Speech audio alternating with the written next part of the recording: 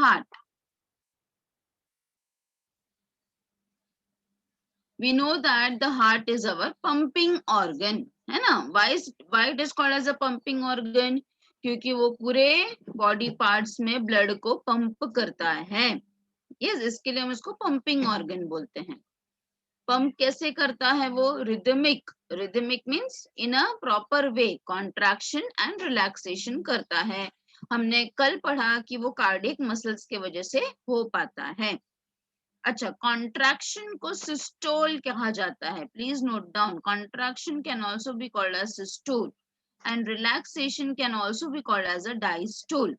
So instead of telling contraction and relaxation, I can also say systole and diastole. Please note down systole and diastole. अच्छा, एक systole and diastole, एक बार systole एक बार diastole, मतलब एक बार contraction एक बार relaxation को मिलकर क्या बनता है? One heart beat.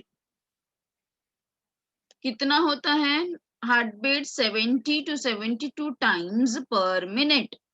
Heartbeat can also be called as a heart rate. See, all these things are a 1 mark question for the board exam. Very simple but important for 1 mark question. So what is heartbeat? One systole and diastole. अगर आपको systole diastole नहीं याद रहेगा exam में तो आप लिख सकते हो one contraction and relaxation is called as heartbeat or the heart rate, which is about 70 to 72 times per minute.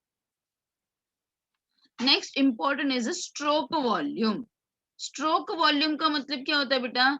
जितना कॉन्ट्रैक्शन के टाइम पे दोनों वेंट्रिकल से ब्लड पंप होता है, ठीक है? During each heart beat ventricle pumps about, दोनों वेंट्रिकल में से कितने ब्लड पंप होता है? 70 ml. 70 ml of blood pump होता है, मतलब 35 ml. उसी को हम स्ट्रोक वॉल्यूम बोलते हैं. स्ट्रोक क्यों बोलते हैं? क्योंकि ऊपर की तरफ जा रहा है ना वेंट्रिकल से, इसलिए हम इसको स्ट्रोक वॉल्यूम बोलते हैं. तो अगर हमें ये पता करना है, कार्डियक आउटपुट पता करना है, तो हम क्या करेंगे? हमें पता है कि हार्ट जो बीट है वो 72 टाइम्स है, दैट इज हार्ट रेट. अगर हम उसे स्ट्रोक वॉल्यूम से मल्टीप्लाई करेंगे, that is 70 ml 72 times multiplied by 70 ml, तो हमें कितना आंसर मिलता है? 5040 ml मिलता है.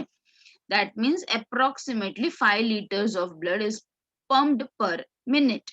This is called as a cardiac output. समझा आपको कार्डियक आउटपुट क्या है? कार्डियक आउटपुट के लिए हमने किसको मल्टीप्लाई किया? हार्ट रेट को स्ट्रोक वॉल्यूम से किया. तो स्ट्रोक वॉल्यूम हमें पता है कि 70 ml है, हार्ट रेट हमें पता है कि 72 टाइम्स पर मिनट है. तो जब हमने उसको मल्टीप्लाई किया तो हमें कितना आंसर मिला? 5040. और इससे हमें पता चला कि अपना हार्ट 1 मिनट में, जस्ट इमेजिन 1 मिनट, 1 मिनट में 5 लीटर ऑफ ब्लड पंप करता है. 5 litre in 1 minute, and that is called as a cardiac output. Understood this much? All of you have understood? Yes, ma'am. Okay, thank you. Next is the next topic which we are going to learn is the cardiac cycle. Cardiac cycle. That was a small paragraph. Cardiac cycle. तो cardiac cycle का मतलब क्या होता है बेटा? Alternate contraction relaxation, contraction relaxation. पर contraction और relaxation कैसे होता है वो भी उसका एक पैटर्न है. मतलब पहले एट्रियल कॉन्ट्रैक्शन होगा, दोनों एट्रिया कॉन्ट्रैक्ट होंगे. उसके बाद दोनों वेंट्रिकल कॉन्ट्रैक्ट होगा. उसके बाद एक साथ एट्रिया और वेंट्रिकल रिलैक्स होगा. क्या बोला मैंने? वापस सुनो. पहले एट्रियल सिस्टोल, मतलब दोनों atria right and left atria एक साथ कॉन्ट्रैक्ट होंगे. फिर क्या होगा? नीचे ब्लड जाएगा, फिर वेंट्रिकल कॉन्ट्रैक्ट होगा, दोनों ventricle left and right ventricle contract होगा. और उसके बाद जॉइंट डायस्टोल होता है. Joint diastole, where it is? Joint diastole का मतलब क्या होता है कि दोनों एक साथ रिलैक्स होते हैं. हाँ, ये देखो, जॉइंट डायस्टोल या कंप्लीट डायस्टोल मतलब दोनों एट्रिया और वेंट्रिकल दोनों एक साथ रिलैक्स होते हैं. ठीक है, तो ये एक पूरा प्रोसेस होता है in the cardiac cycle. Okay बेटा, I will show with that. So we are learning the cardiac cycle. Cycle है तो रिपीटेड प्रोसेस होता है ये, phases of cycle, cardiac cycle. या तो आप इसको ऐसे पढ़ो या तो उल्टा पढ़ो. हाँ, जॉइंट डायस्टोल मतलब दोनों एक साथ रिलैक्स हो जाएंगे. फिर एट्रिया सिस्टोल मतलब दोनों एट्रिया कॉन्ट्रैक्ट होगा. फिर वेंट्रिकुलर सिस्टोल मतलब दोनों वेंट्रिकल कॉन्ट्रैक्ट होगा. और फिर दोनों एक साथ रिलैक्स हो जाएंगे, जॉइंट डायस्टोल. तो होता क्या है, अभी आपने कल का अगर अच्छे से पढ़ा होगा तो आप इसके सारे आंसर्स मुझे दे पाओगे कि एट्रियल जब कॉन्ट्रैक्ट होता है तब क्या होता है, वेंट्रिकल जब कॉन्ट्रैक्ट होता है तब क्या होता है, और जब दोनों रिलैक्स होता है तो क्या होता है.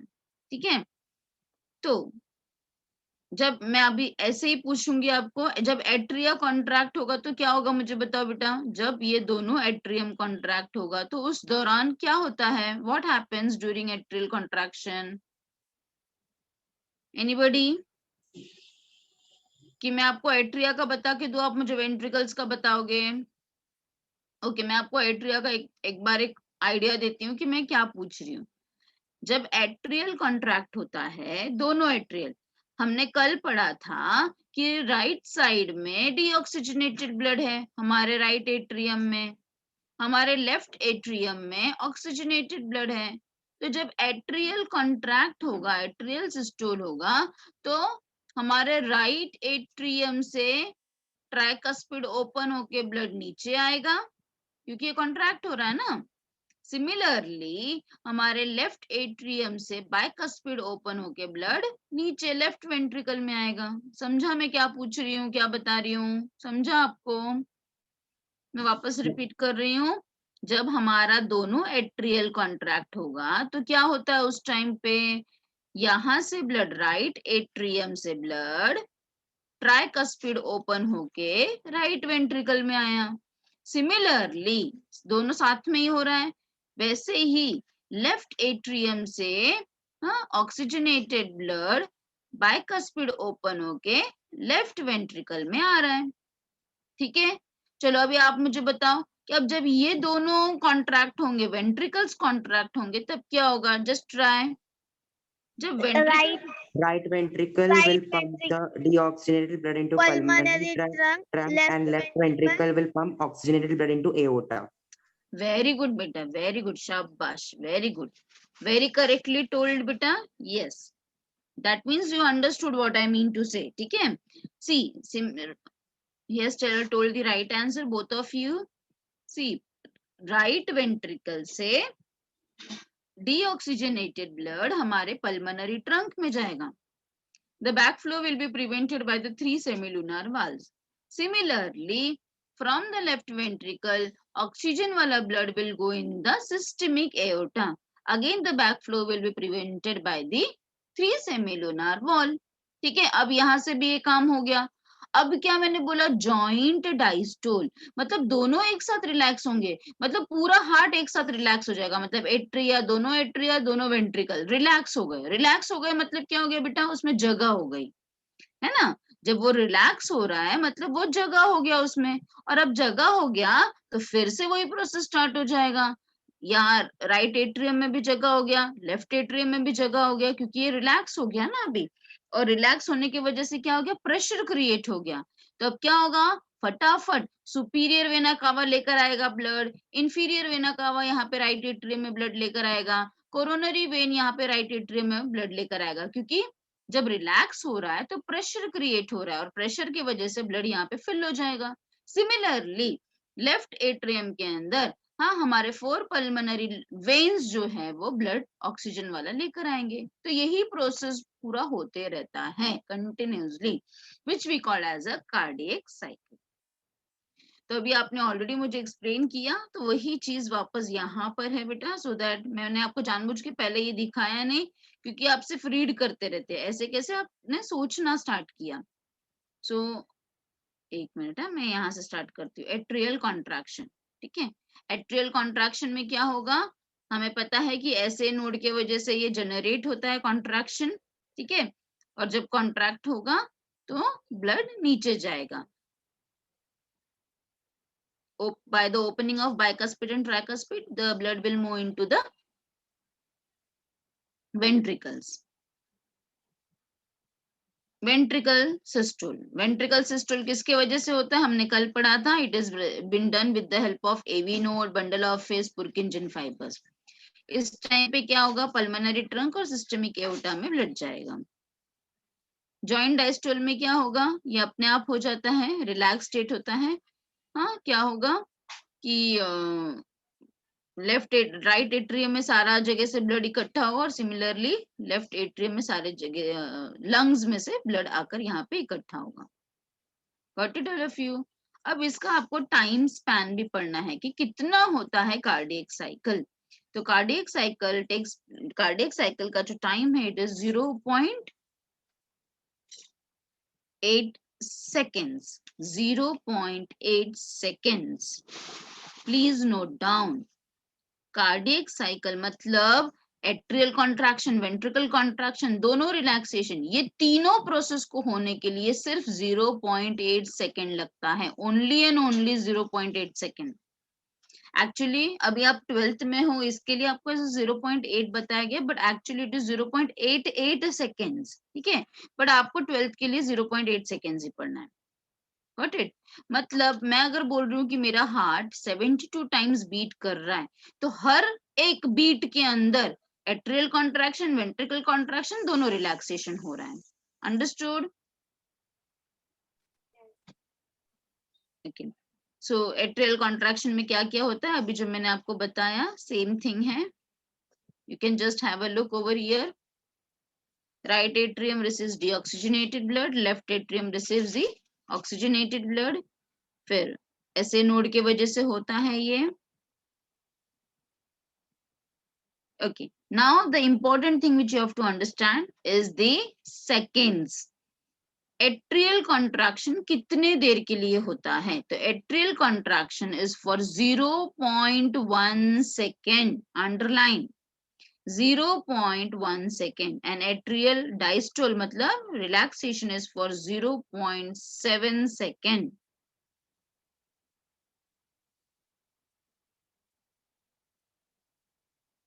जीरो 0.1 सेकेंड एंड 0.8 जो है ना बेटा, उसको हमने डिवाइड किया. Atrial for 0.1. Similarly ventricle contraction we have seen, ये कितने देर के लिए होता है, it last for 0.3 second. And ventricle diastole कितनी देर के लिए होता है, 0.5 सेकेंड.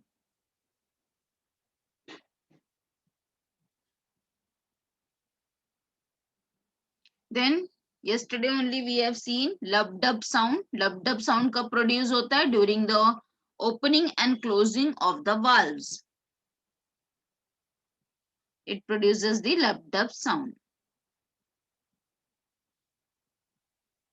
Joint diastole कितने देर के लिए होता है, 0.4 seconds. So the total duration is 0.8 second. कैसे काउंट किया हमने, ये 0.1, atrial contraction 0.1, ventricle contraction 0.3 and दोनों रिलैक्सेशन 0.4. तो 4 + 3 + 1 is 8, 0.8 second. Understood? Yes ma'am. देखो यहाँ पे भी एक डायग्रामेटिक फॉर्म में दिया है. This diagram is important and you have to draw. This is in seconds. So ये कार्डियक आउटपुट का आप यहाँ पे भी मल्टीप्लीकेशन दिया है, आप यहाँ का भी मल्टीप्लीकेशन देख सकते हो. So now the next topic which we are going to learn is how our heart is been regulated. अभी हमने एक्सटर्नल पढ़ा, इंटरनल पढ़ा, हमने कार्डियक आउटपुट पढ़ा, हमने कार्डियक साइकिल पढ़ा. ठीक है, we are going to learn. अभी देखो सारे टॉपिक्स जो है ना, सब छोटे छोटे टॉपिक्स हैं. Now we are going to learn about कि अपना हार्ट को कौन रेगुलेट करता है. ठीक है, हमने कल पढ़ा कि अपना हार्ट ऑटो रिदमिक है. ऑटो रिदमिक है मतलब वो खुद से वेव्स जनरेट करता है. बट उसको भी रेगुलेट करने वाला कोई तो है। आपने कभी सुना होगा कि मम्मी ने बचपन में बोला होगा कि सर पे पीछे के साइड में नहीं मारना चाहिए, वहां पे छोटा मेंदू रहता है, वहां पे कुछ भी नहीं लगना चाहिए। सुना होगा कि नहीं छोटा मेंदू? ये बहुत ही कॉमन टर्म है जो बहुत लोग यूज करते हैं। तो व्हाट इज दिस छोटा मेंदू कॉल्ड इट इन बायोलॉजी? क्या किसी को पता है छोटा मेंदू मतलब क्या होता है? Medulla oblongata. शाबाश, वेरी गुड बेटा। It is the medulla oblongata. Yes बेटा, मेडुला ऑब्लोंगेटा। तो क्यों इतना इंपॉर्टेंस दिया गया ये मेडुला ऑब्लोंगेटा को? Have you ever thought? This medulla oblongata is having the regulatory centers for our heart. ठीक है, ये अपने हार्ट को रेगुलेट कर पाता है। ठीक है, it is having the regulatory centres for our heart. कैसे है ये हम समझेंगे विद दिस पिंक कलर का बॉक्स। ठीक है, ये पिंक कलर का बॉक्स बहुत बहुत बहुत इंपॉर्टेंट है। Again I am telling you, please note it down as very very important. ठीक है, not only for your 12th standard but also for your NEET exam, those who are interested in giving. अच्छा, so each and every line is very important. Try to understand. I will make you understand each and every line. Why I am concentrating on this part? Because जब आप text book पढ़ोगे तो फिर आप बोलोगे कि ये पॉइंट तो समझा ही नहीं था, इसीलिए I am teaching you over here. I will show you the PPT also. Next is the, अब हमें ये पॉइंट तो पता ही है कि अपना हार्ट मायोजेनिक है, मतलब अपने हार्ट का कॉन्ट्रैक्शन रिलैक्सेशन हमारा कार्डियक मसल करता है। पर अब हम बता रहे हैं कि हमारे हार्ट को दो लोग कंट्रोल करते हैं, दो लोग, ड्यूअल कंट्रोल है, दो लोग कंट्रोल करते हैं। कौन कंट्रोल करता है? हमारा नर्वस सिस्टम और हमारा हार्मोनल सिस्टम। मतलब हमारे नर्वस सिस्टम में ब्रेन का कोई तो एक पार्ट कंट्रोल करता है, और हार्मोन्स का भी बहुत इंपॉर्टेंस है हमारे हार्ट के ऊपर। ऐसे कुछ हार्मोन्स है जो सिक्रीट होते हैं तो अपना हार्ट बीट बढ़ जाता है, और ऐसे कुछ हार्मोन्स होते हैं जो सिक्रीट होते हैं तो अपना हार्ट बीट बहुत ही कम हो जाता है। आपने देखा होगा आजकल तो बहुत सारे सीरियल्स वगैरह आते हैं, तो आपने देखा होगा कि जो पुलिस एंड ऑल है, हाँ, वो हार्ट के रेगुलेशन से पता कर सकते हैं कि वो इंसान सच बोल रहा है कि झूठ बोल रहा है ना? तो ये कैसे किया जाता है? It is all because of the, we can understand with the help of a movement of the heart. So heart का बीट फास्ट हो सकता है because of a certain hormones released in our blood. तो कौन से hormones है वो हमें समझना है। पहले एक बात अच्छे से समझो कि अपने हार्ट को कंट्रोल करने वाले दो सिस्टम है अपने बॉडी के। एक हमारा नर्वस सिस्टम और दूसरा हमारा हार्मोनल सिस्टम, मतलब कुछ हार्मोन्स है जो कि अपने हार्ट को रेगुलेट कर सकते हैं। तो पहले हम नर्वस सिस्टम के बारे में बात करते हैं। तो हमारे नर्वस सिस्टम में बेटा, you will be learning in different topic, control and coordination lesson में पढ़ोगे कि हमारा नर्वस सिस्टम 3 पार्ट में डिवाइडेड है। Central nervous system, peripheral nervous system and autonomous nervous system. ठीक है, तो उसमें से जो ऑटोनोमस नर्वस सिस्टम है, जो तीसरा वाला है, ऑटोनोमस नर्वस सिस्टम में दो ये होते हैं, उसके दो ब्रांचिंग्स होते हैं, sympathetic system and parasympathetic system. If you want, if I will dictate you can just write down also this part. चाहिए आपको तो लिख लो आप, so that है ना, आप पढ़ते वक्त आपको समझ में आएगा। सबसे पहला पॉइंट आप क्या लिखोगे? रेगुलेशन ऑफ हार्ट में, रेगुलेशन ऑफ कार्डियक एक्टिविटी में, it is under dual control. It is under dual control. Make 2 branches, एक साइड लिखो नर्वस, दूसरे साइड लिखो hormonal.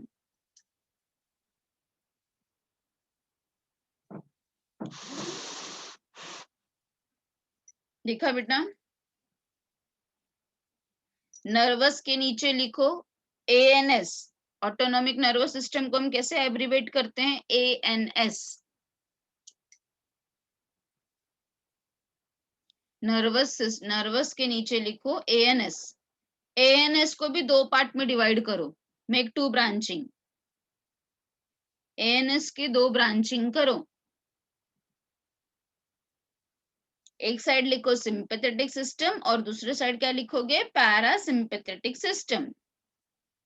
At one side write down sympathetic system, at दूसरे side write down parasympathetic system.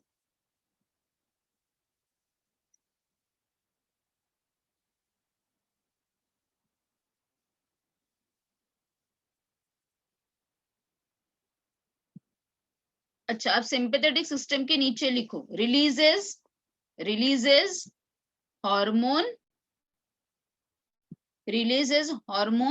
epinephrine. See the spelling, epinephrine.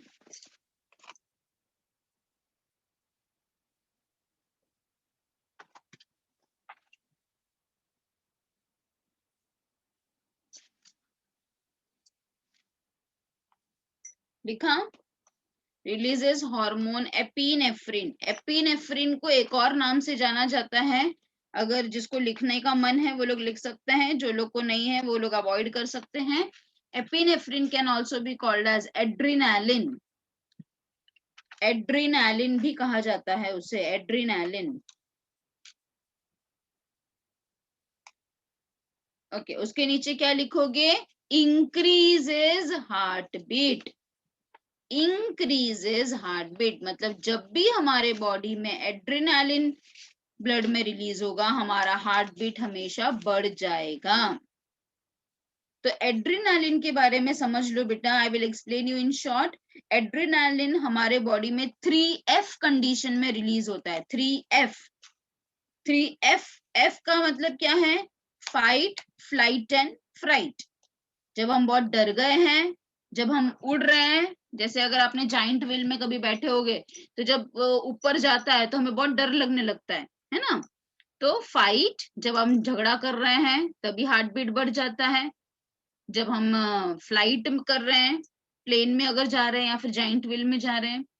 And next is the डर गए हैं तो fright. So fight, flight and fright. इन 3 condition में ये न्यू एपिनेफ्रिन हमारे ब्लड में रिलीज होता है, और जैसे ये रिलीज होगा हमारा हार्ट बीट इंक्रीज हो जाता है. अंडरस्टूड? यस और नो बच्चा? ओके. अच्छा, पैरासिम्पेथेटिक. अभी देखो, फॉर एग्जांपल अगर मैं आपको बोलूंगी कि आप लड़ रहे हो, किसी के साथ आपकी झगड़ा हो गई, तो क्या पूरा दिन झगड़ा करते रहते हो? नहीं. आप 1 घंटा कर सकते हो, 2 घंटा, मैक्सिमम 5 घंटा झगड़ा करोगे. उसके बाद तो the body comes to the rest, है ना. सिमिलरली अब कोई भी ऐसे कंडीशन में हो जहां पे एनर्जी बहुत रिलीज हो रही है, उसके बाद body automatically come to the rest. जैसे कोई रो रहा है तो रो रहा है तो रो रहा है तो रो रहा है, तो उसका भी एक टाइम लिमिट है. उसके बाद again the body comes to the rest. ठीक है. Why the body comes to the rest? Because the body wants to conserve the energy. It doesn't want to lose the energy. So for conservation, because of epinephrine, already the body is losing much more of energy. Because जब आप डर जा रहे हो, जब आप झगड़ा कर रहे हो, तो आपको sweating होगा, energy loss होता है body से. ठीक है.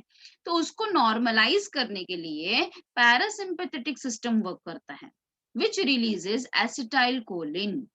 Acetylcholine, so it will do the opposite thing. It will reduce the heartbeat. So write down parasympathetic, put down, releases acetylcholine. फिर ये एपिनेफ्रिन हो या फिर एसिटाइलकोलिन हो, दोनों एक टाइप के न्यूरोट्रांसमीटर्स हैं. So acetylcholine, parasympathetic system releases acetylcholine, और उसका काम क्या है? It decreases heartbeat. See children, for NEET में इसके ऊपर हर साल या ऑलमोस्ट 1 साल स्किप करके क्वेश्चन आता ही है कि एपिनेफ्रिन से हार्ट बीट इंक्रीज होता है कि डिक्रीज होता है, एसिटाइलकोलिन से इंक्रीज होता है कि डिक्रीज होता है, सिंपैथेटिक से इंक्रीज होता है कि डिक्रीज होता है. सो ये जो पर्टिकुलर पैराग्राफ है ना, this is important for your board also as well as for the NEET also. तो ये तो हमने पढ़ लिया हार्मोन्स के बारे में, कि हमने देखा कि हार्मोन्स कैसे कंट्रोल करते हैं और एएनएस कैसे कंट्रोल करता है. अब हम वापस और थोड़ा सा समझते हैं मेडुला ऑब्लोंगेटा के भी बारे में. हमारे नर्वस कंट्रोल में हमारा हार्ट का control, regulatory centres are present in the medulla oblongata also. So अपना medulla oblongata also controls the heart beat. देखो जनरेशन तो वो खुद ही कर रहा है, पर उसको कंट्रोल की फास्ट करना है कि कम करना है, फास्ट की कम, तो इसको कंट्रोल करने वाला हमारा मेडुला ऑब्लोंगेटा भी है। और medulla oblongata is also controlling the heart beat, ठीक है। In response to various receptors like proprioceptors, proprioceptors ये क्या करता है, it is monitoring the position of limbs and muscles. मतलब जब आप दौड़ रहे हो, भाग रहे हो, तो आपने नोटिस किया होगा अगर आप बहुत सीढ़ी चढ़ रहे हो तो आपका हार्ट बीट ऑटोमेटिकली बढ़ जाता है। ऐसे कैसे बढ़ता है, बिकॉज ये जो प्रोप्रियो रिसेप्टर्स है जो हमारे लिम्स और मसल्स में है, it is giving message to the medulla oblongata. तो मेडुला ऑब्लोंगेटा मैसेज हार्ट को देता है कि अभी बॉडी ज्यादा काम कर रहा है तो आपको ज्यादा बीट करना है, समझा। सिमिलरली केमो रिसेप्टर्स जो हमारे मेडुला ऑब्लोंगेटा में प्रेजेंट है, it is monitoring the any chemical changes in the body. जैसे एसिडिटी बढ़ गई, ये बहुत कॉमन सा प्रॉब्लम है, तो केमिकल चेंजेस में एक बेसिक मैं आपको बताऊंगी एसिडिटी बढ़ना। अगर किसी को बहुत ज्यादा हाइपर एसिडिटी प्रॉब्लम है तो that is also causing the heart problem. सुनने में तो एकदम अजीब लगता है कि बाबा एसिडिटी है तो उसका हार्ट से क्या लेना देना है, no, but any of the change in the blood, pH अगर चेंज हो गया ब्लड का तो it will have its direct effect on the heart, ठीक है। Because medulla oblongata will send the message to the heart कि there is some chemical changes in the blood और pH of blood is been changed. Similarly baroreceptors of our medulla oblongata, it is going to monitor the stretching of arteries and veins. Arteries कितना stretch हो रहा है, नहीं हो रहा है, इसके ऊपर भी हार्ट का बीट डिपेंड करता है। Understood all these things, beta? So how many receptors are present in the medulla oblongata which you have to learn for your 12th standard? There are many receptors but you have to learn only this much. Medulla oblongata में आपने कितने पढ़े, आपने पढ़े हैं 3 receptors, chemo receptors, बैरो receptors और क्या है, प्रोप्रियो रिसेप्टर्स। समझा? Yes, ma'am. So you can just note down also. Medulla oblongata has 3 receptors, proprio, chemo and baro, and you can just write down. Proprio का क्या काम है, वो किसको मॉनिटरिंग करता है, वो किसका मॉनिटर है, लिम्स एंड मसल्स का। केमो किसका मॉनिटर है, एनी केमिकल चेंज का। बैरो किसका है, आर्टरीज एंड वेन्स का, ठीक है। Next, chemical control of the heart rate includes the conditions like the hypoxia. Do you know all this meaning beta? Hypoxia, acidosis, ये तो अभी आपको पता ही होगा, what do you mean? अभी तो मैं आपको बता ही रही थी ना। Anybody know what is hypoxia? चलो बाकी का मैं बताती हूँ। हाँ, anybody know what is hypoxia? नाम बड़ा है पर है एकदम कॉमन सा टर्म, मेडिकल टर्म है actually, it is okay. Acidosis का मतलब क्या होता है बेटा, एसिडोसिस का मतलब इंक्रीज, नाम से ही पता चल रहा है ना बेटा, जस्ट टेल मी। एसिडोसिस मतलब more amount of acid, yes, more amount of acid in the blood. Alkalosis मतलब blood alkaline हो जाए। वेरी गुड बेटा, more amount of alkaline in the blood. हमेशा हमारा ब्लड का पीएच नॉर्मल रहना चाहिए, ना ज्यादा अल्कलाइन ना ज्यादा एसिडिक, ठीक है। अच्छा, हाइपोक्सिया का मतलब लिखो। हाइपो का मतलब क्या होता है बेटा, हाइपो का मतलब, हाइपो का मतलब लो, यस लो। हाइपर का मतलब मोर, तो हाइपर, हाइपर का अपोजिट हाइपो, ठीक है। तो हाइपोक्सिया है मतलब क्या, कम amount of oxygen to the cell और the tissue. Yes, less amount of oxygen, oxygen का अमाउंट के बारे में बताया जा रहा है, less amount of oxygen to any of the cells और द टिश्यूज। अगर ये कंडीशन है, अगर किसी के ऑक्सीजन का कमी है, हाँ, या फिर एसिडोसिस है या अल्कलोसिस है, उस कंडीशन में हार्ट बीट कम होता है, decreases, decreases the heart beat.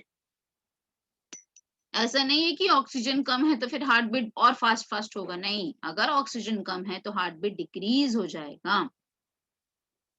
जबकि hormones like epinephrine and norepinephrine, it will increase the heartbeat. और कौन से कैरेक्टर्स है जो इंक्रीज इन हार्ट ये करते हैं? Any cations like sodium, potassium, calcium ions have an effect on the cardiac activity. Cardiac activity decreases with the elevated blood level of potassium and sodium. अगर हम सोडियम खा रहे हैं, पोटेशियम खा रहे हैं, मतलब हमारे डाइट में बहुत ज्यादा सोडियम और पोटेशियम है, तो इससे भी डिक्रीज होता है. Got it, all of you? So this particular ये जो पिंक कलर का जो बॉक्स है, इसमें से बहुत सारे क्वेश्चंस पूछे जा सकते हैं. You can understand and you have to revise. Got it, all of you? समझ में आया ना? Any Yes, doubt? ma'am. Okay, next now अभी जो चीजें हम पढ़ने वाले हैं वो बहुत ही कॉमन से चीजें हैं जो आप अपने ऑलरेडी आपके लोअर क्लासेस में पढ़ा है, तो आर्टरीज एंड वेन्स के बारे में. So that is not so difficult part, तो आपका वो फटाफट आपको समझ जाएगा.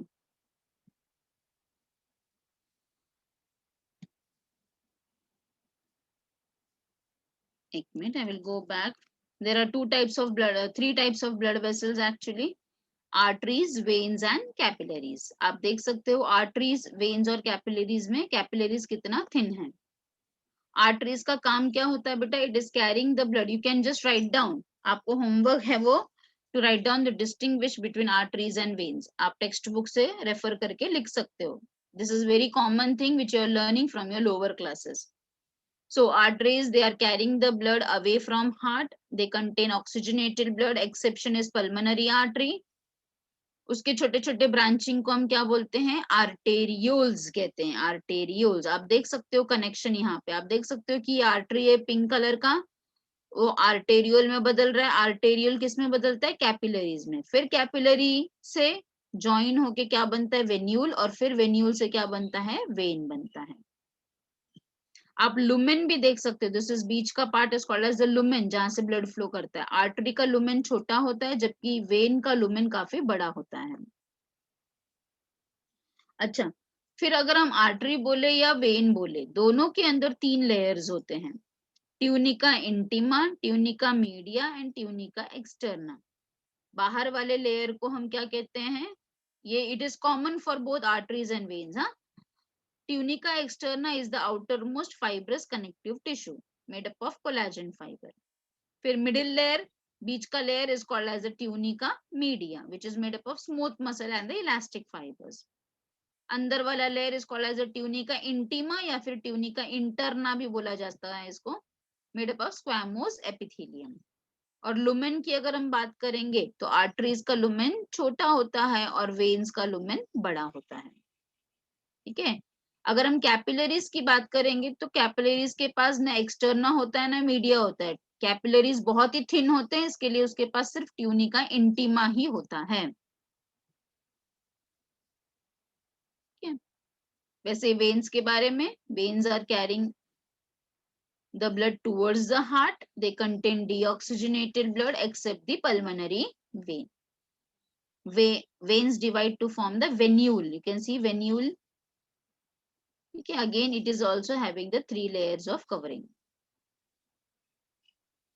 You can see how the capillaries are formed. So arterioles divide to form capillaries, and again capillaries join to form the venule. Understood about the arteries and veins? So this is what I was explaining you just now. I've explained you about the sympathetic. You can see I've explained you about the parasympathetic. Okay.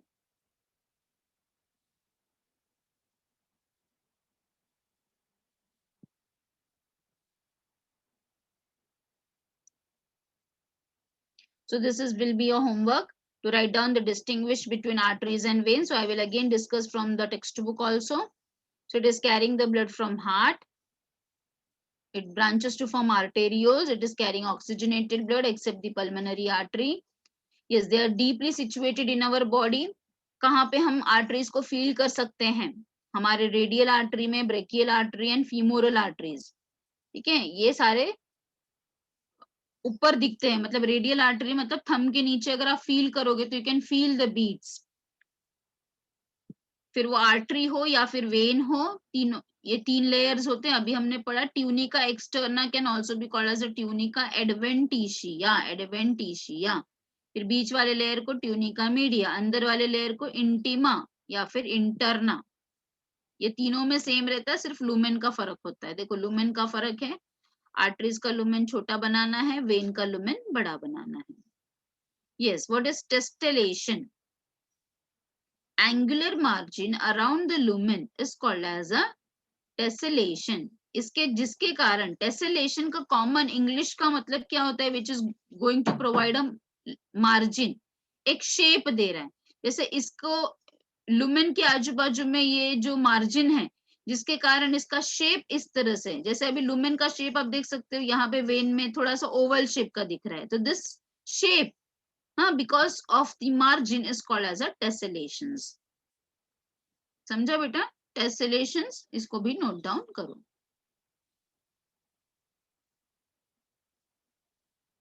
You can see the diagram. Pulse point. Pulse rate is same as that of the heart rate. जितना heart rate रहता है उतना ही कितना होता है अपना pulse rate भी होता है, means 72 times per minute. Pulse point कौन कौन से हैं जो यूज किए जाते हैं चेक करने के लिए? This is the radial, this is femoral. You can just go through branchial, carotid, temporal, facial. All these regions are the region to measure the pulse rate.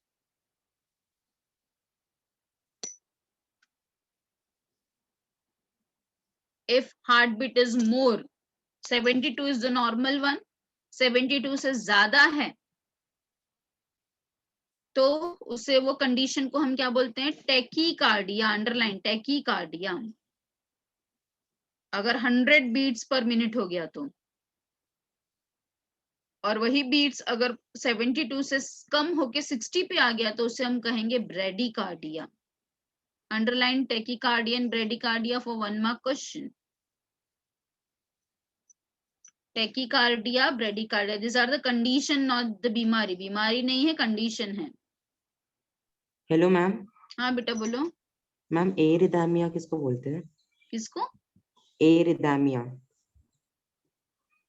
Arrhythmia. Arrhythmia.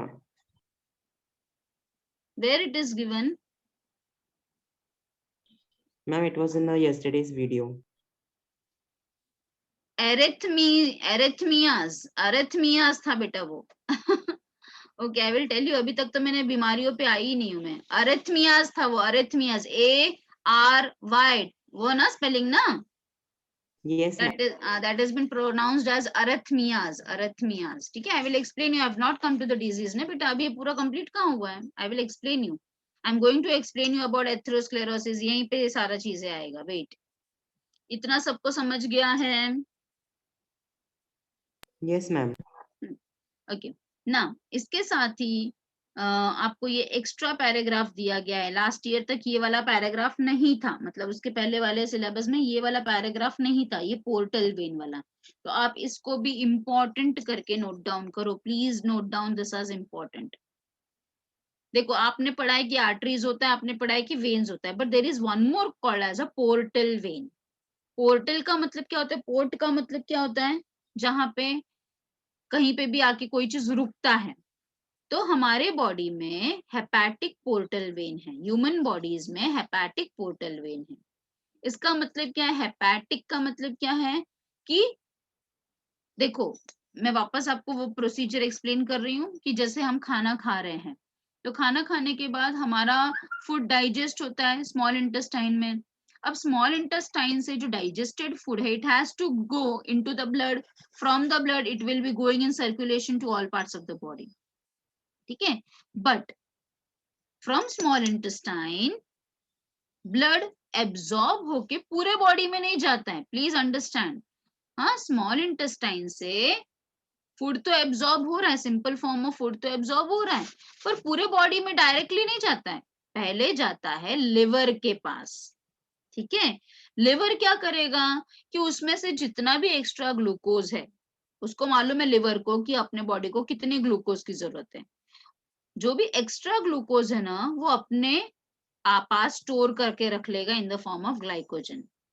ये जो blood आया है उसमें जितना भी एक्स्ट्रा अमाइनो एसिड है उसको वो डीअमाइनेशन कर देगा। अभी आपने ऑलरेडी पढ़ा है किडनी का लेसन। तो लिवर के पास एक पावर है कि वो बराबर गैसिंग करता है कि कौन सी चीजें ज्यादा है, उसको कैसे कन्वर्ट करना है। इसीलिए ब्लड डायरेक्टली बॉडी के पास नहीं जाकर पहले हेपेटिक के पास जाता है, और हेपेटिक मतलब लिवर उसमें से काट झट करता है और फिर वापस सर्कुलेशन में रिलीज करता है और फिर ब्लड पूरे सर्कुलेशन में घूमता है। Understood what I mean to say? So this is called as a portal vein. Portal vein, ठीक है, understood? So this is the hepatic portal vein which differs from the normal vein, and it starts as capillaries from one organ and capillaries in the intermediate organ, that is the liver. Understood? एक बार ये paragraph पढ़ लो, आपको नहीं समझा तो I will explain you. This is the portal vein.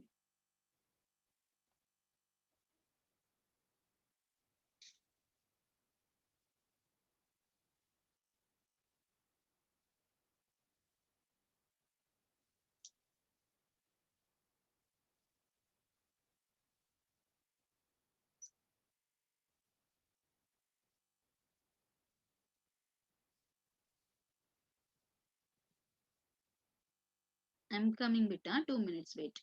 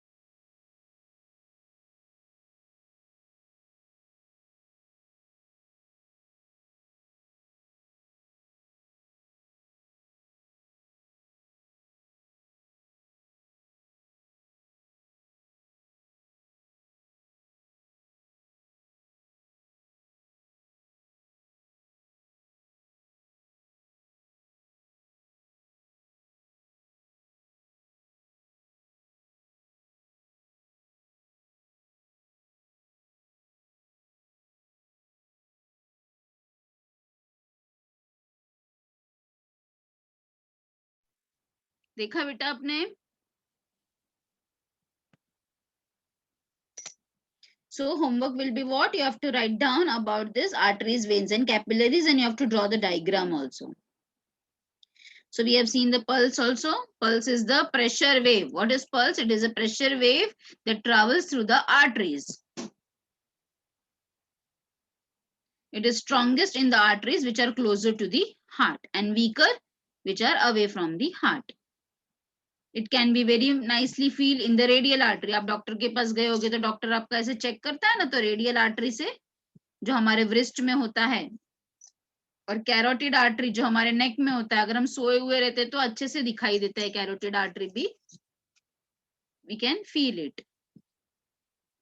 अब next जो topic है वो है बीमारियां, जो अभी आप लोग एकदम क्यूरियस हो पढ़ने के लिए, ठीक है?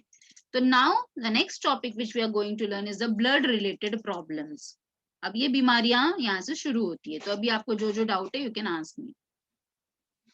सो ब्लड प्रेशर, बीपी जिसको हम बोलते हैं, बीपी और blood pressure, what is it? It is a pressure exerted on the walls of blood vessels. The tension or the pressure which is exerted by the blood on the blood vessels, mostly the arteries. जब artery के ऊपर pressure आता है या tension आता है blood के कारण, उसे हम कहते हैं ब्लड प्रेशर। इसको मापने के लिए डॉक्टर्स क्या यूज करते हैं? स्फिग्मोमैनोमीटर। स्फिग्मो का मतलब होता है pulse and manometer is a instrument to measure the pressure. समझा? स्फिग्मो का मतलब होता है बायो में pressure and manometer is a instrument to measure the pressure. You all know that the pressure is measured in mm of Hg. है ना, ये आपने फिजिक्स में पढ़ा भी होगा। तो मोस्टली हम आर्टरीज का ही देखते हैं। आपने देखा होगा स्पिग्नोमैनोमीटर को, डॉक्टर के पास कभी न कभी तो गए होगे। वो एक काफ बांधता है आपके ऊपर वाले रीजन में हाथ में, फिर पंप करता है और फिर स्टेथोस्कोप लगा के पता चलता है ब्लड प्रेशर, है ना, मर्क्यूरी वाला वो देखा होगा आपने। अच्छा, now there are two types of blood pressures, as the high blood pressure and the low blood pressure. High blood pressure can also be called as a hypertension, and low blood pressure can also be called as a hypotension. Before learning the hyper and the hypotension, let us first know what is the normal blood pressure. कितना होता है? The normal blood pressure is 120 by 80 mm of Hg. What is this 120 and what is this 80? So 120 is the systolic pressure. जब हमारा heart contract करता है तो कितने pressure से ब्लड ऊपर जाता है, that is 120 mm of Hg से ही ब्लड ऊपर जाना चाहिए, इससे ज्यादा नहीं। और जब हमारा हार्ट कॉन्ट्रैक्ट रिलैक्स होता है, रिलैक्स मतलब डायस्टोल होता है, उस टाइम पे इतने ही प्रेशर से ब्लड नीचे आना चाहिए, ठीक है। सो 120 is the systolic pressure and 80 is the diastolic pressure. So the normal BP कितना होना चाहिए? 120 by 80 mm of Hg, ठीक है। Systolic pressure minus diastolic pressure is called as a pulse pressure. अगर हम इसको माइनस करेंगे तो कितना आता है? 40 mm of Hg. 40 mm of Hg is the pulse pressure. Now we are going to learn about the two conditions, that is a hyper and the hypo. Hyper and the hypo. Just a second बेटा. आप देख सकते हो ये sphygmomanometer है. This you must have seen also whenever you have visited the doctor. ठीक है, ये मर्क्यूरी है. This is the मैनोमीटर, ठीक है. यहाँ पे दिया गया है कि कैसे इस्तेमाल करते हैं इसको. इंस्ट्रूमेंट में क्या होता है? एक रबर, इन्फ्लेटेड रबर बैग होता है जो ऐसे फूल सकता है. इन्फ्लेटेड मतलब जो फूल सकता है, जैसे हवा उसमें भर सकती है. फिर वो आप कनेक्ट किया जाता है with the help of tubes to a mercury manometer. Then person is asked to lie down in a sleeping position. पर आजकल तो डॉक्टर्स लोग बैठे बैठे भी माप लेते हैं, ठीक है. Instruments is placed at the level of the heart and cuff is tightly wrapped around the upper arm. फिर कफ में पंप भरा, मीन्स हवा भरा जाता है, इन्फ्लेट किया जाता है, जिससे कि ब्रेकियल आर्टरी ब्लॉक हो सके due to external pressure. Note down, inflate क्यों किया जाता है? जो ब्रेकियल आर्टरी है हमारा वो ब्लॉक हो सके due to the external pressure. फिर प्रेशर को धीरे धीरे रिलीज किया जाता है. हाँ, जो सबसे पहला साउंड स्टेथोस्कोप में सुनाई देता है, जो सबसे पहला साउंड स्टेथोस्कोप में सुनाई देगा, उसी को हम नोट डाउन करेंगे सिस्टोलिक प्रेशर, ठीक है. So sound is heard, the first sound is the systolic pressure, and फिर धीरे धीरे जब एकदम आवाज धीरे हो जाएगा उस स्टेथोस्कोप में, उसको हम डायस्टोलिक प्रेशर मापते हैं. Got it? इसका पार्ट किधर है बेटा? ऊपर का. And that sound is called as a Korotkoff sound. The sound which is heard in the stethoscope, please do underline, it is called as a Korotkoff sound, and which is about 120 by 80 mm of Hg.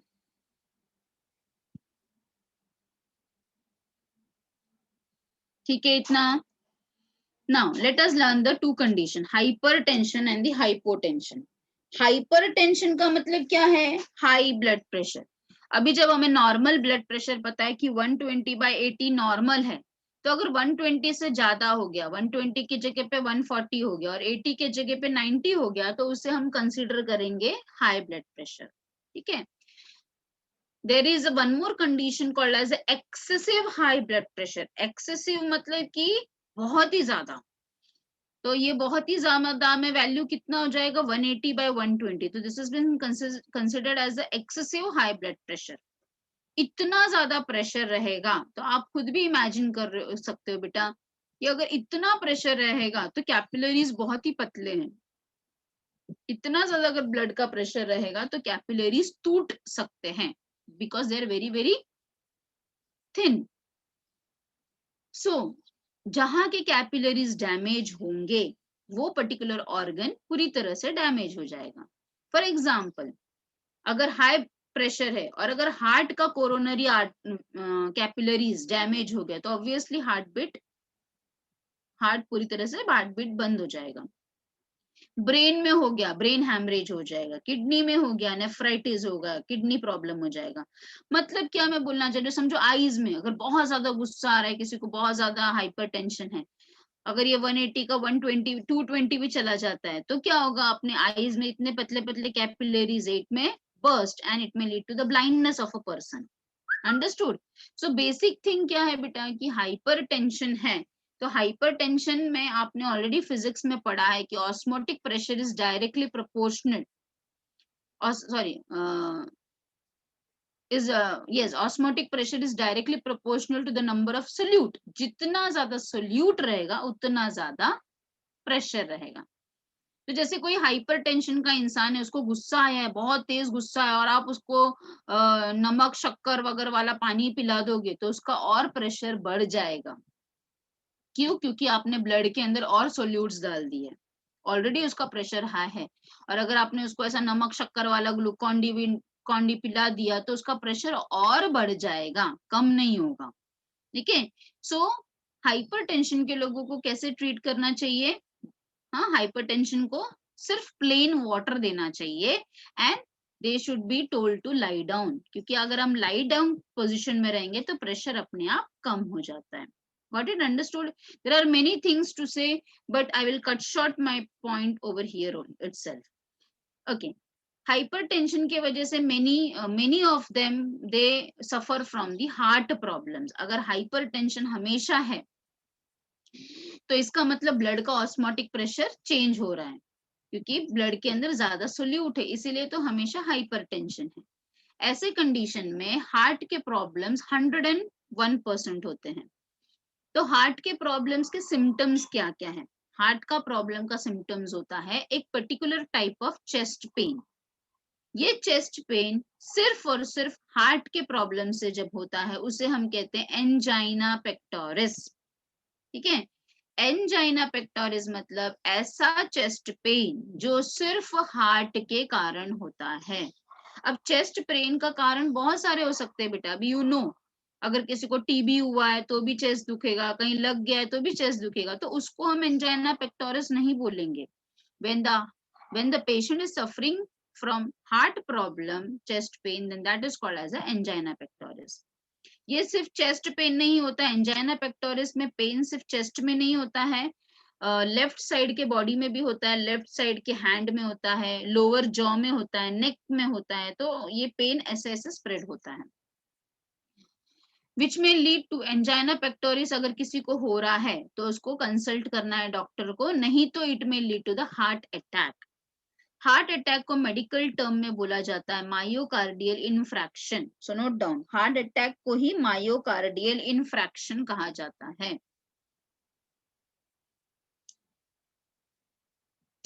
मैंने आपको पहले ही बताया hypertension बिल्कुल भी अच्छा नहीं है, बिकॉज हाइपरटेंशन से ब्लड कैपिलरीज डैमेज हो सकता है। अगर ब्रेन में हो गया तो ब्रेन हैमरेज हो जाएगा, कहीं पे भी होगा तो it is going to effect that organ. जैसे किडनी में है तो किडनी फेलियर हो जाएगा। Understood this much? यस और नो? Yes ma'am. अच्छा, अभी इसी के साथ मैं हाइपोटेंशन भी बता देती हूँ। आपके टेक्स्ट बुक में हाइपोटेंशन नहीं है। हाइपोटेंशन मतलब लो बीपी। लो बीपी मतलब कितना होता है? 120 के जगह पे अगर समझो 100 हो गया, और 80 के जगह पे समझो 60 हो गया, तो मीन्स 100/60 है, तो that is been considered as a low BP. अब आप देखोगे कि लो बीपी जिसको भी हुआ रहता है, जिसको भी लो बीपी का प्रॉब्लम रहता है बेटा, वो लोग हमेशा हमेशा चक्कर आके नीचे गिर जाते हैं।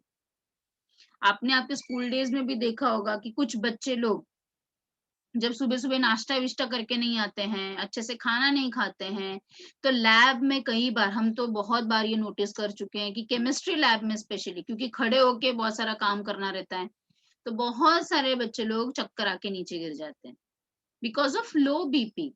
यस, तो हमेशा जब भी बीपी लो होता है किसी का, वो हमेशा नीचे चक्कर आके गिरेगा। क्यों? वाई? द रीजन इज, अगर प्रेशर लो है तो ब्रेन तक ऑक्सीजन वगैरह नहीं पहुंच पा रहा है, न्यूट्रिएंट्स नहीं पहुंच पा रहा है, क्योंकि the blood has to go against the gravitation force. तो उसके लिए तो प्रेशर चाहिए ना। जैसे 7th फ्लोर या 8th फ्लोर तक पानी अगर चाहिए तो प्रेशर चाहिए, तभी तो पानी ऊपर पहुंचेगा ना पंप से। Got it understood? A simple फंडा। वैसे ही अगर प्रेशर लो है तो ऊपर के बॉडी तक, ऊपर सर तक, ब्रेन तक कैसे पहुंचेगा ब्लड? तो नहीं पहुंच पाता है। तो ऐसे कंडीशन में अपना बॉडी सस्टेन करने के लिए, जिंदा रहने के लिए अपने आप को नीचे गिराता है, फेंट करा के नीचे गिराता है, सो दैट जब हम लाइंग डाउन कंडीशन में, जब हम लेटे हुए कंडीशन में है, तो प्रेशर नॉर्मलाइज्ड हो जाएगा। ठीक है? तो जब भी कोई बेहोश होकर नीचे गिरता है, वो थोड़ी देर के बाद जैसे ही उसका प्रेशर नॉर्मलाइज होगा, अपने आप उसको होश आ जाता है। ठीक है? अच्छा, तो उसके लिए रेमेडियल क्या करना चाहिए? जब भी किसी को हाइपोटेंशन है तो आप उसको ढेर सारा शक्कर और नमक डाल के घोल पिला दो, नॉर्मल हो जाएगा। कुछ भी मीठा दे दो खाने के लिए, नॉर्मल हो जाएगा। क्यों? क्यों? Because scientifically you know the answer. जैसे ही आप कोई भी आयंस डालोगे बॉडी में, क्या होगा? प्रेशर इंक्रीज हो जाएगा। अंडरस्टूड? वेरी सिंपल फंडा है। Yes? Okay. Now, next topic which we are going to learn is the CAD. CAD का फुल फॉर्म क्या है? Coronary artery disease. अब ये कोरोनरी आर्टरी डिजीज समझाने के पहले let me explain you what is atherosclerosis. अभी देखो, आपने देखा आर्टरीज का लुमेन देखा। एथेरोस्क्लेरोसिस का मतलब है बिकॉज ऑफ फैट या कोलेस्ट्रॉल के वजह से या फैट के वजह से, ये फैट अगर हम बहुत खा रहे हैं, कोलेस्ट्रॉल वाला चीज बहुत खा रहे हैं, तो क्या होता है कि ये सब हमारे आर्टरीज के लुमेन में जाकर जमा होने लगता है। ठीक है? अब आर्टरीज के लुमेन में जमा होगा तो धीरे धीरे लुमेन का साइज छोटा होते जाएगा, और इतना छोटा हो जाएगा कि कभी कभी वो ब्लॉक ही हो जाएगा। ठीक है? सिंपल थिंग, जैसे अपने नॉर्मल ये है, क्या कहते हैं, आपके घर में कोई भी वॉश बेसिन है या कोई भी ऐसा चीज है, तो उसका पाइप में अगर हम रोज कचरा डाल रहे तो एक दिन कुछ धीरे पानी जाएगा, दूसरे दिन धीरे पानी जाएगा और धीरे जाएगा, और एक दिन तो पूरा ही चोकअप हो जाएगा। Same thing happens with our arteries and veins also, arteries specially. तो अगर हम फैटी चीजें खा रहे हैं, बहुत ज्यादा खा रहे हैं, तो क्या होगा? ये लुमेन में एक लेयर बनेगा, 2 लेयर बनेगा, 3 लेयर बनेगा, और लेयर पे लेयर इतना बन जाएगा कि वो ब्लॉक हो जाएगा। सो एथेरोस्क्लेरोसिस कहीं पे भी हो सकता है, मतलब किडनी के भी आर्टरीज में हो सकता है, हाँ, किडनी के आर्टरीज में हो सकता है, हाँ, लिवर के आर्टरीज में हो सकता है, कहीं के भी आर्टरीज में हो सकता है। पर ये खतरनाक कब है? जब ये हार्ट के आर्टरीज में हो जाए। हेलो मिस, वो हाँ लेयर पे लेयर के बाद उसके बाद क्या होगा फिर? हाँ, तो बोला ना बेटा मैं, चोकअप हो जाएगा ना वो, मतलब वो बंद हो तो जाएगा ना, वो जगह ही बंद हो जाएगा ना, लेयर पे डाई लेयर। बोलो। डाई हो जाएगा क्या? हाँ, डाई होगा क्या? मैं आर्टरीज की बात कर रही हूँ बेटा, आर्टरीज की। आपके बॉडी में तो अनगिनत आर्टरीज हैं, तो मैं आपको क्या बोली, जहां के आर्टरीज में हो रहा है वहां क्या वो ऑर्गन को ऑक्सीजन वगैरह नहीं मिलेगा ना, न्यूट्रिएंट सप्लाई नहीं मिलेगा ना। आप यस समझ रहे हो? यस। मैं इस पाइप की बात कर रही हूँ, जो नॉर्मल सी अपनी पाइप है जिससे ब्लड जा रहा है। तो अगर समझो कोई तो भी एक आर्टरीज में ब्लॉक आ गया है, तो वो आर्टरीज कहीं की भी हो सकती है। किडनी की आर्टरीज हो सकती है, लिवर की आर्टरीज हो सकती है, पैनक्रियास की आर्टरी हो सकती है, मतलब कहीं की भी आर्टरीज हो सकती है वो, है ना। अगर समझो किडनी की आर्टरीज में एथेरोस्क्लेरोसिस हो गया, तो क्या होगा? किडनी को न्यूट्रिएंट्स नहीं मिलेगा, तो किडनी धीरे धीरे डैमेज होने लगेगा। सिमिलरली लिवर के आर्टरीज में एथेरोस्क्लेरोसिस हो गया, तो धीरे धीरे एक ही दिन में नहीं होता ये सारी चीजें, धीरे धीरे क्या होगा? न्यूट्रिएंट्स कम मिलेंगे लिवर को, धीरे धीरे लिवर डैमेज होने लगेगा। आप समझ रहे हो मैं क्या बोल रही हूँ? यस। पर खतरनाक कब है? खतरनाक कब है बेटा? जब ये हार्ट के आर्टरीज में होगा। अगर हार्ट में, आप जानते हो कि हार्ट ही एक ऐसा ऑर्गन है जो कंटिन्यूअसली काम कर रहा है, तो उसको बहुत एनर्जी की जरूरत है, उसको तो रिच ब्लड सप्लाई की जरूरत है। अगर कोरोनरी आर्टरी के अंदर एथेरोस्क्लेरोसिस हो गया तो it will be fatal. Fatal मतलब it may lead to the death. एक ही दिन में नहीं होता. Again I am telling you, understand the concept. ठीक है. एथेरोस्क्लेरोसिस हो गया, समझो एक मतलब बहुत सारी जगह ब्लॉक्स हो गए. कोरोनरी आर्टरी मींस हार्ट का आर्टरी. हार्ट के आर्टरी में समझो बहुत सारे आर्टरीज है. समझो let us take example of 50 arteries है हार्ट को. हाँ, 50 आर्टरीज में समझो पहले दिन एक आर्टरी में ब्लॉक हो गया, इतना नहीं कुछ फर्क पड़ेगा. फिर थोड़े दिनों के बाद, कुछ सालों के बाद 4-5 आर्टरीज में ब्लॉक हो गए तो भी कुछ फर्क नहीं पड़ेगा, मतलब इंसान को पता ही नहीं चलेगा. जब 50 आर्टरीज में से 30 आर्टरीज में ब्लॉक हो जाएंगे, क्योंकि हम फैट खाते ही जा रहे हैं, कोलेस्ट्रॉल खाते ही जा रहे हैं, कुछ सालों के बाद, समझो 10-15 साल के बाद, तो क्या होगा, अपने हार्ट को इतना न्यूट्रिएंट्स नहीं मिल पा रहा है. उस दौरान अपना हार्ट क्या होगा, काम नहीं कर पाएगा. तो it may lead to the cardiac arrest. समझा अभी मैं क्या बोल रही हूँ? It may lead to the heart attack.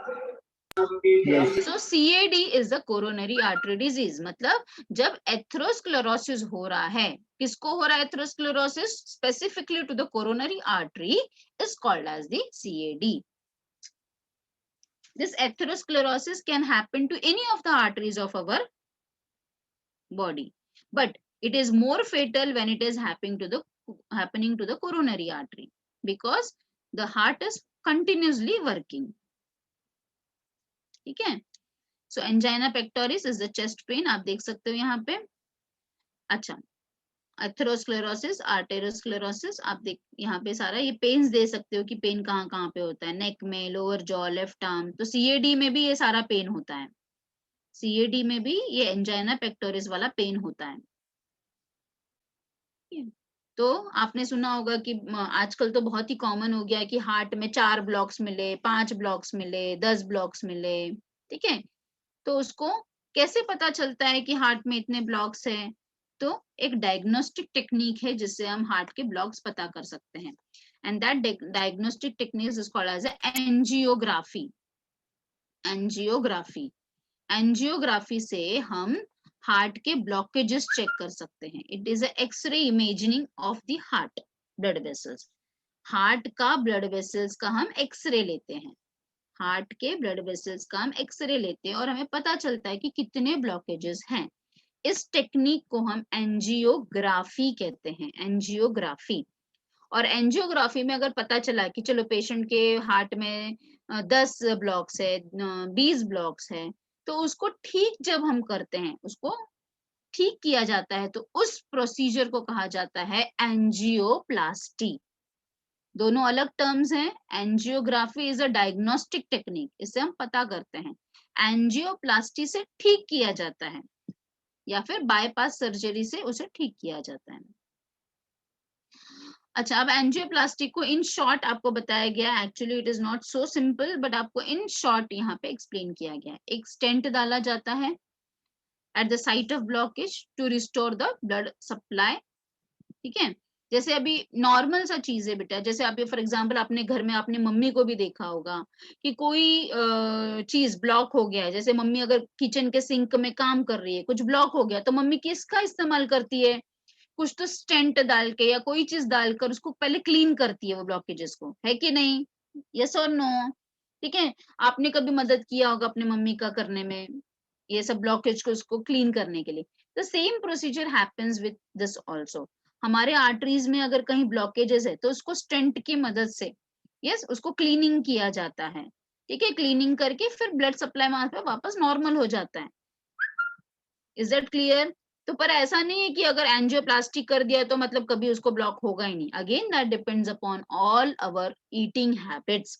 मैं आपको हमेशा से कहती आई हूँ कि सारी बीमारियां, हाँ, हम जो जेनेटिक बीमारियां नहीं हैं, जेनेटिक बीमारियों को छोड़ दो, जेनेटिक बीमारियां तो ऑब्वियसली पहले से रहती हैं, बट जो नॉन जेनेटिक बीमारियां हैं वो सिर्फ हमारे खाने पीने के कारण होती है. ठीक है. तो ऐसा नहीं है किसी इंसान ने एंजियोग्राफी करा ली तो बस अब तो, सॉरी, एंजियोप्लास्टी करा ली तो अब तो कुछ नहीं होने वाला, ऐसा कुछ नहीं है.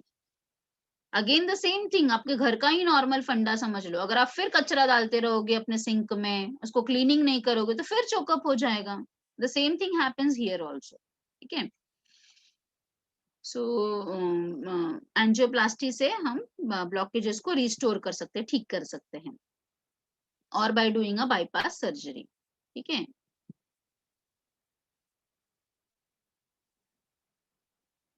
Got it. अगर वो पूरी तरह से आर्टरी ब्लॉक हो गया, समझो कोई आर्टरी पूरी तरह से ब्लॉक हो गया, देखो यहाँ पे दिया गया है, while in bypass surgery the atherosclerotic region is bypassed with part of veins or artery taken from any other suitable part of the body like hands or legs। समझो अगर हार्ट का आर्टरी पूरी तरह से ब्लॉक हो गया, मतलब उसमें चांस ही नहीं है कि हम उसको क्लीन कर सके, इतना चांस ही नहीं है कि हम उसको क्लीन कर सके, तो उसको रिप्लेस कर दिया जाता है विद अदर बॉडी पार्ट्स के arteries like hands and legs के आर्टरीज को उसको रिप्लेस किया जाता है।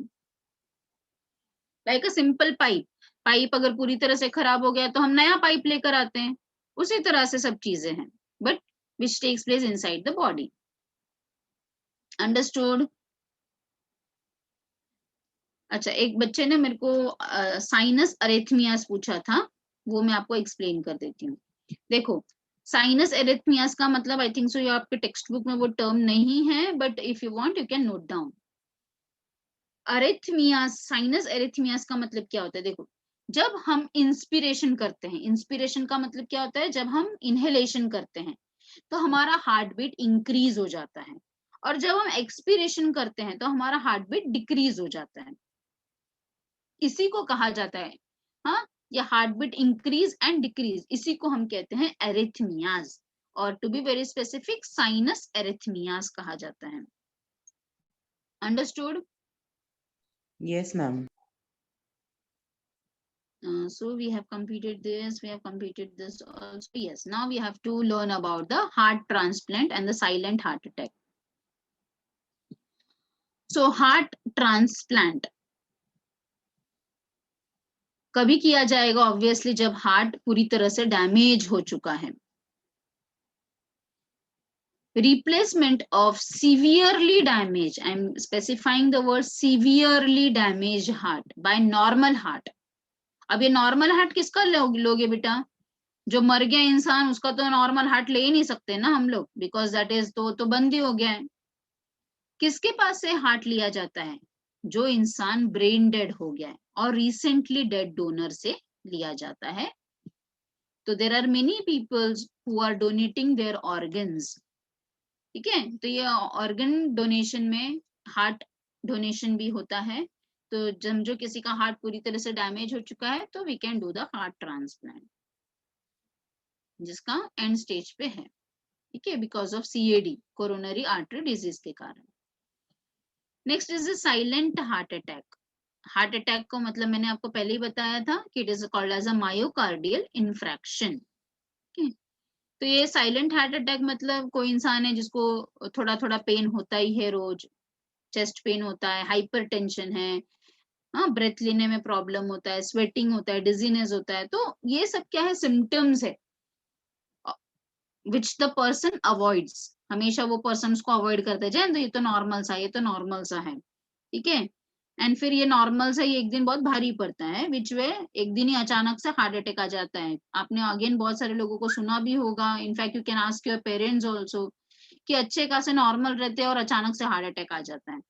तो it is what is called as a this thing, because the person को होते हैं symptoms but he avoids. Understood? It is seen more in case of men's, more affected as in case of the females.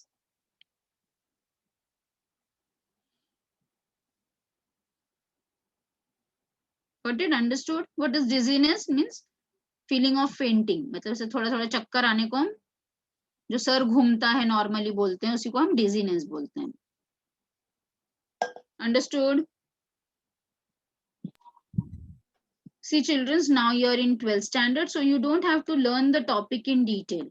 When you will go to the medical college, आपको तो इसके महासागर में ही जाना है। तो जस्ट आपको ये टॉपिक थोड़े थोड़े डाले गए हैं to create a interest in biology. और मींस आप जब आप मेडिकल कॉलेज में जाओगे आपको कुछ तो पता होगा, ऐसा नहीं कि एकदम आप ब्लैंक रहोगे। इसीलिए ये सिर्फ छोटा छोटा टॉपिक दिया गया है जो 1 मार्क के लिए आपको पूछा जा सकता है बोर्ड एग्जाम में। Next topic is the electrocardiogram. समझो कोई आप एक हार्ट के डॉक्टर हो, आप कार्डियोलॉजिस्ट हो, हाँ, आपके पास पेशेंट आ रहा है कि मेरे को एंजाइना पेक्टोरिस होगा, तो आप क्या उसको बोलोगे?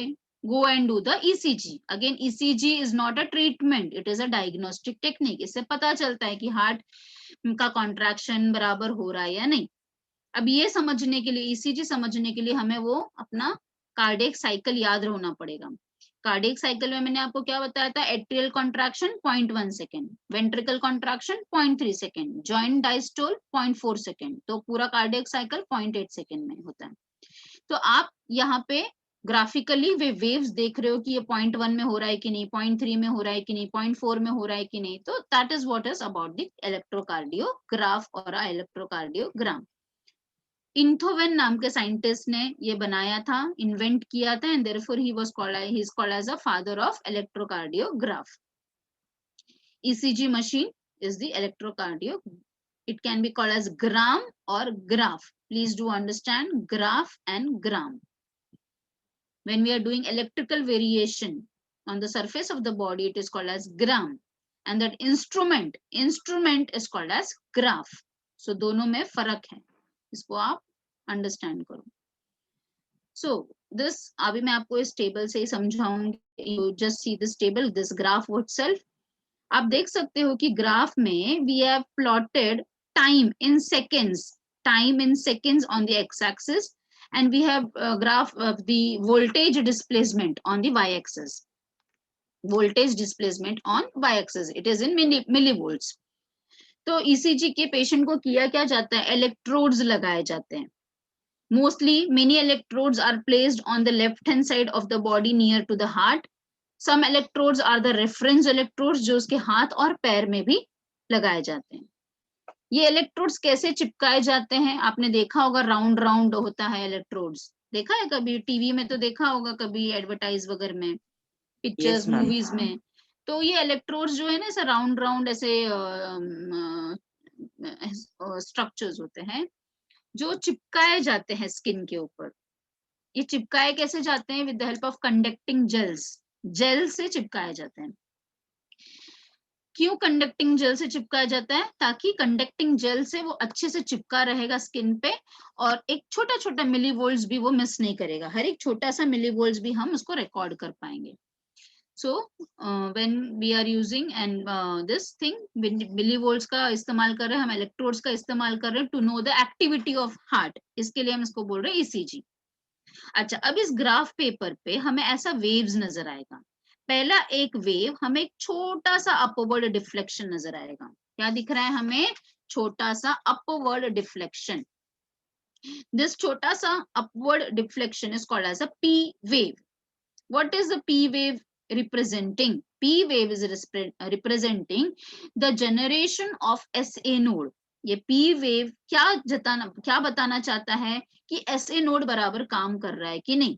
अगर SA नोड काम कर रहा है मतलब कि एट्रियल कॉन्ट्रैक्शन बराबर होगा. तो एट्रियल कॉन्ट्रैक्शन कितने देर में होना चाहिए बेटा? मैंने अभी आपको थोड़ी देर पहले बताया था, इट शुड टेक्स प्लेस इन 0.1 सेकेंड. याद है कि नहीं? समझा कि नहीं? तो आप देख सकते हो कि P वेव का डिफ्लेक्शन कितना हो रहा? 0.16 सेकेंड. टू बी अभी उतना आपको मैंने बताया कि आप मेडिकल कॉलेज में उसके 0.1 के बाद वाले फिगर को देखोगे. अभी आप इतना ही देखो, 0.1 सेकेंड. तो 0.1 सेकेंड में क्या हो रहा है? एट्रियल कॉन्ट्रैक्शन हो रहा है. समझ में आया इतना P वेव सबको? Yes, ma'am. अंडरस्टूड? अच्छा, अब उसके बाद आप क्या देख रहे हो? अ next wave, it begins with a downward wave and continue with a large triangular wave and again end as a downward wave. है कि नहीं? क्या बताया मैंने? P के बाद it begins with a downward wave and continue with a large triangular wave and again end as a downward wave. So what this wave is called as? QRS. QRS wave. क्या बोलते हैं इसको? QRS wave बोलो या QRS complex बोलो. ये wave क्या बताना चाहता है? It is representing the ventricular contraction. Ventricular contraction अभी आपने पढ़ा है कि वेंट्रिकुलर कॉन्ट्रैक्शन किसके कारण होता है? AV node, bundle of face, Purkinje fibres. तो मतलब ये तीन चीज की एक्टिविटी को दर्शाता है. QRS वेव, वेंट्रिकुलर कॉन्ट्रैक्शन कितने देर में होना चाहिए बेटा? 0.3 सेकेंड्स में होना चाहिए। तो ये 0.3 सेकेंड्स का डिफ्लेक्शन हमें यहाँ पे दिखना चाहिए। Understood QRS wave also? Yes Yes, ma'am. Okay. अब उसके बाद आप देखो, उसके बाद अगर आप आगे चलोगे तो again we can see a broad upward wave which represents the ventricle का रिलैक्सेशन। ये कितने देर में होना चाहिए? मतलब जॉइंट डायस्टोल है ना, जॉइंट डायस्टोल कितने देर में होना चाहिए? 0.4 सेकेंड्स में हो जाना चाहिए।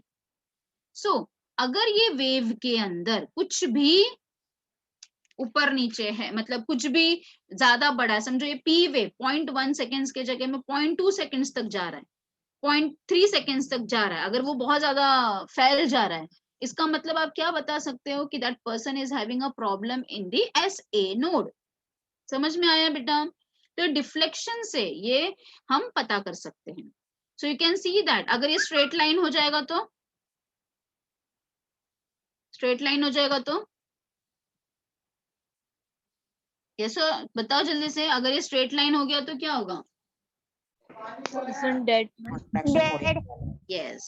So that shows that, see अपना हार्ट का जो ग्राफ है that also shows that our life is with ups and downs, है ना?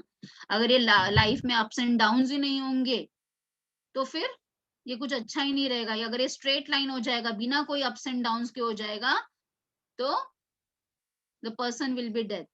If life is there, that means there should be ups and downs. Understood all of you? So you are also, I know that many of the children are facing many of the problems sitting at home, all these things, because we are facing this problem. So it has been shown by our own organ itself कि our heart is also showing many ups and downs, तभी हम जिंदा हैं। अगर ये एक straight line हो जाएगा, बिना कोई problems को हो जाएगा, तो we will be dead.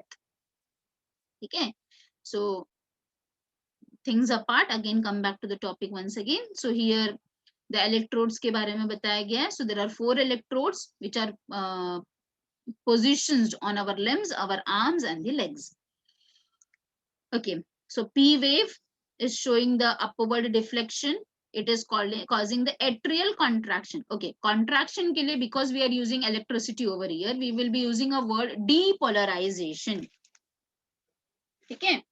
So atrial contraction को ही हम यहाँ पे depolarization बोल रहे हैं, depolarization.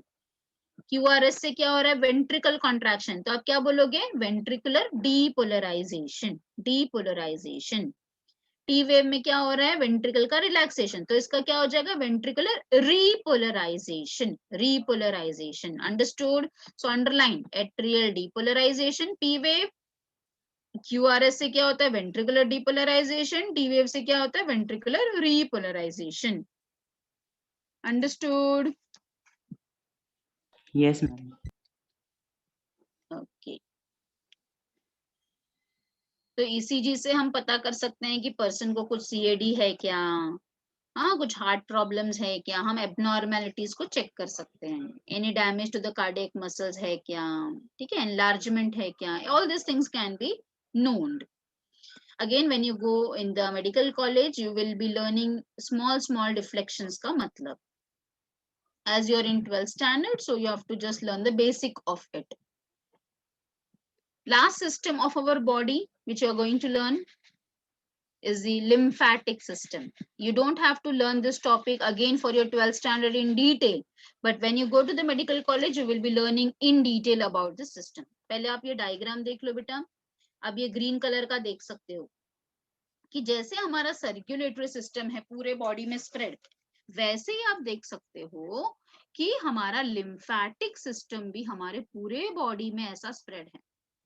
पर लिम्फेटिक सिस्टम में आप क्या चीज एक नोटिस कर पा रहे हो? यहाँ पे हर जगह आपको डॉट डॉट डॉट डॉट नजर आ रहा है. देखो यहाँ पे घुटनीस के पास ज्यादा डॉट्स दिख रहे हैं, देखो यहाँ पे कितने सारे डॉट्स दिख रहे हैं, फिर यहाँ पे कितने सारे डॉट्स दिख रहे हैं. तो what are the dots? They are the lymph nodes. क्या है वो? लिम्फ नोड्स है, लिम्फ नोड्स. तो जैसे हमारा सर्कुलेटरी सिस्टम में ब्लड घूमता है, वैसे ही हमारे पास एक लिम्फेटिक सिस्टम है जिसमें कलरलेस फ्लूइड घूमता है, and that colourless fluid is called as lymph. Lymph इसका एक स्पेशल पॉइंट क्या है, इसमें भी लिम्फेटिक वेसल्स है, इसमें भी लिम्फेटिक कैपिलरीज है, इसमें भी लिम्फ बह रहा है, पर इसमें क्या एक एक्स्ट्रा है, इसमें लिम्फ नोड्स है, मतलब कहीं कहीं पे आप देख सकते हो round round structures, nodes like structures called as a lymph nodes. So what is a lymph?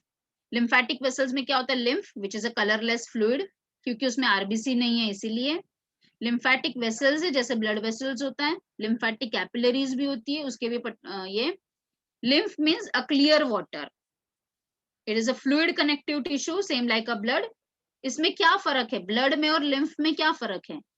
अगर ब्लड में से हमने आरबीसी को निकाल दिया, प्लेटलेट्स को निकाल दिया और कुछ प्रोटीन्स को निकाल दिया तो उसको ही हम लिम्फ कह सकते हैं. ठीक है, आरबीसी को निकाल दिया तो कलरलेस अपने आप हो गया, प्लेटलेट्स को निकाल दिया मतलब क्लॉटिंग फैक्टर को भी निकल गया, और कुछ प्रोटीन्स को भी निकाल दिया, तो जो बचता है दैट इज द ब्लड. मतलब लिम्फ के अंदर डब्ल्यूबीसी रहता है कि नहीं, tell me. Yes, ma'am. Yes, ठीक है. तो मतलब क्या है, डब्ल्यूबीसी क्या काम करता है, बताओ मुझे, डब्ल्यूबीसी का काम क्या है? Immune system. यस, मतलब लिम्फेटिक सिस्टम किस लिए काम करता है, हमारे इम्यूनिटी सिस्टम पे काम करता है. हमारे ब्लड में तो डब्ल्यूबीसी है ही, साथ में हमारे लिम्फेटिक सिस्टम का भी काम क्या होता है, to increase our immunity system. अगर हमारे बॉडी के सोल्जर्स ही बराबर नहीं होंगे और सोल्जर्स ही ज्यादा नहीं होंगे तो हम कितने सारे बीमारियों से मर सकते हैं. ठीक है, so we all are not having any sort of disease, it is all thanks to our WBCs which is running in our blood as well as in our lymphatic system. So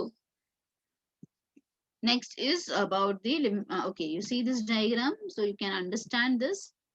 You can see that tonsil is also a lymphatic system. Tonsil भी एक lymphatic system का part है. Red bone marrow, spleen, देखो आप spleen देख सकते हो, it is also a type of a lymphatic system. Appendix, all जो रेड कलर्स में दिए हैं ना, they all are a type of a lymphatic system, modified lymphatic system. You can see that it has been divided into nodes and ducts. आप देख सकते हो कि सबसे ज्यादा कहाँ पर होते हैं लिम्फ नोड, सबसे ज्यादा हमारे नेक रीजन में होते हैं, नेक में सबसे ज्यादा होते हैं, हमारे आर्मपिट में ज्यादा होते हैं, और हमारे groin region, this region, groin region में सबसे ज्यादा लिम्फ नोड्स होते हैं.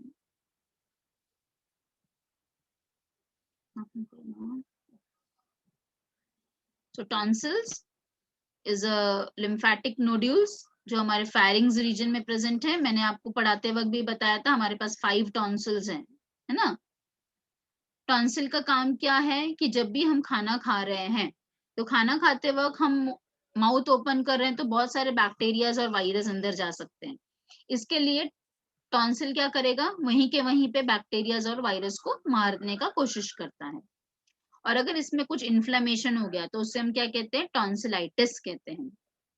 टॉन्सिलाइटिस किसकी वजह से होता है, बहुत ज्यादा बैक्टीरिया या वायरल इन्फेक्शन से होता है. इसका सिम्टम्स क्या क्या है, सोर थ्रोट, मतलब दर्द होना, थ्रोट में दर्द होना, फीवर आना, swollen lymph nodes, nasal congestion, नाक बंद हो जाना, क्योंकि ऑलरेडी यहाँ पे सोर थ्रोट हुआ है, गला दुख रहा है, तो निगलने में प्रॉब्लम होना, सर दर्द होना, all this things are the common symptoms of the tonsillitis. Viral tonsillitis cures naturally, but bacterial के लिए हमें एंटीबायोटिक लगता है. ये तो हमेशा का ये चीज है बेटा, कोई भी वायरल चीज है नेचुरली ठीक होता है, इसीलिए तो आजकल वैक्सीनेशन किया जा रहा है कोरोना वायरस के लिए, क्योंकि कोरोना वायरस में हमारा बॉडी ही उसके लिए एंटीबॉडीज बना सकता है. There is none other alternatives. But अगर बैक्टीरियल इन्फेक्शन होता है ये, तो हम उसको एंटीबायोटिक से ठीक कर पाते हैं. टॉन्सिल को अगर निकाला जाता है तो उसे हम क्या कहते हैं, टॉन्सिलेक्टॉमी. टॉमी का मतलब होता है निकालना, कोई भी ऑर्गन को रिमूव करना, is called ectomy. So tonsillectomy मतलब removal of the tonsils who does not respond to the treatment. अगर मतलब उसको हम कितना भी दवाई दे रहे नहीं ठीक हो रहा है टॉन्सिलाइटिस, तो फिर टॉन्सिल निकालना पड़ता है. Got it? You can see the diagram for the lymphatic capillaries, lymphatic ducts. ये अपना हार्ट है, ये ब्लड वेसल्स आप देख सकते हो. कि lymphatic capillaries they are running in parallel with the blood capillaries. ये हमारा हार्ट है, ये हमारा ब्लड कैपिलरीज है, रेड और ब्लू कलर का. ये ग्रीन कलर का क्या है? lymphatic capillaries. Lymphatic capillaries, please note down, they are running in parallel to the blood capillaries. ठीक है, they are running in parallel to the blood capillaries. Understood?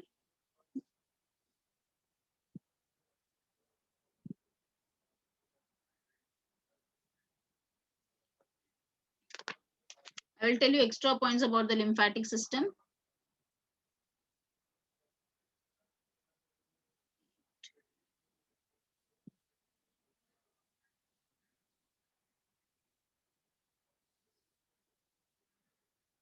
Okay, बस इतना ही दिया है आपको. Okay.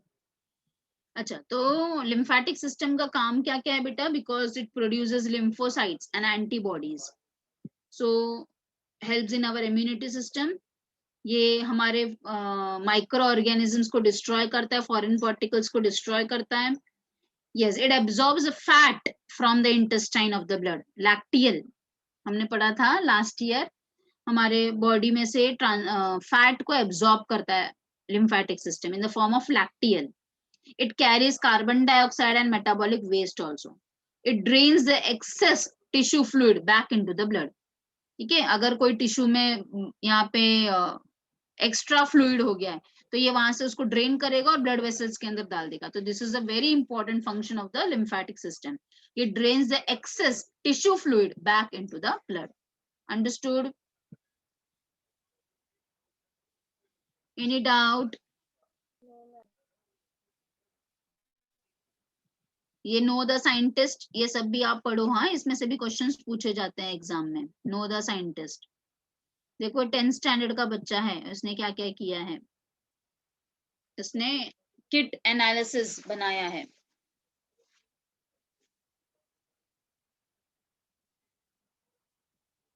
So age is not a limit. अगर आप सोचोगे तो कुछ भी बना सकते हो, कर सकते हो. Understood? So with that your lesson has been completed. ये lesson आपका complete हो गया है. I request all of you to solve the questions given below. अगर आपको नहीं कुछ समझता है तो you can ask me. Understood all of you this lesson? Yes or no? फटाफट बताओ. Yes, ma'am. Yes. Yes. So do the revision. जब revise करोगे तो आपको और अच्छी तरह से समझ